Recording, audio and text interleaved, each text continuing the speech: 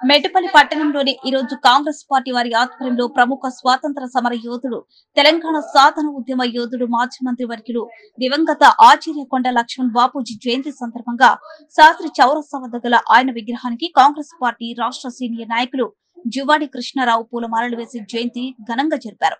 ఈ సందర్భంగా వారు మాట్లాడుతూ ఆయన చేసిన సేవలు గుర్తు చేశారు. కొండ బాపూజీ మన తెలంగాణకే తొలి పోరాట యోధుడన్నారు. అటువంటి నాయకుడు దొరకడం మనకు అదృష్టంగా భావిస్తున్నారు. ఈ కార్యక్రమంలో పట్టణ అధ్యక్షులు జట్టి లింగం, మండల అధ్యక్షులు తిప్పిరెడ్డి, అంజురెడ్డి, పొన్నాల రమేష్, మాజీ సర్పంచ్ గూడూరు తిరుపతి, ఆడెపు రమణ, జాకీర్, మర్రి సహదేవ్, పిప్పెర రాజేష్, ఉల్లెందుల రమేష్, నాగరాజు, పుల్లూరు వెంకటేష్ ప్రసాద్, చరణ్ సింగ్, షేక్ మహమ్మద్, షాహిద్, ముఖీం తదితరులు కాంగ్రెస్ పార్టీ నాయకులు పాల్గొన్నారు.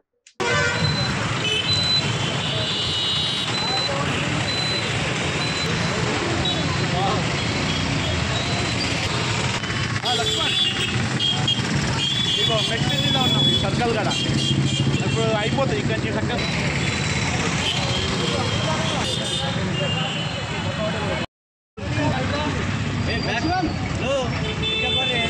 ఇంకా ఏందో थोड़ा पीछे जाओ.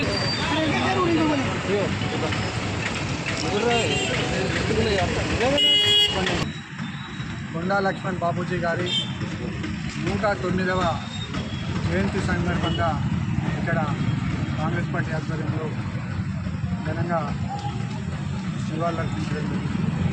అదేవిధంగా వారు చేసినటువంటి 2 సార్లు స్వతంత్ర పోరాటంలో వారు చేసినటువంటి పోరాటం ఇవాళ తెలంగాణ రావడానికి ముఖ్య కారణం. శాంతియుతంగా చేయాలన్న వారి ఆలోచన విధానానికి అనుగుణంగా ఇవాళ తెలంగాణ రావడం జరిగింది. కాబట్టి వారి స్ఫూర్తితోటి ఏదైతే పద్మశాలి సంఘం కులోన్నతులందరూ కూడా ముందుకు పోవాలి.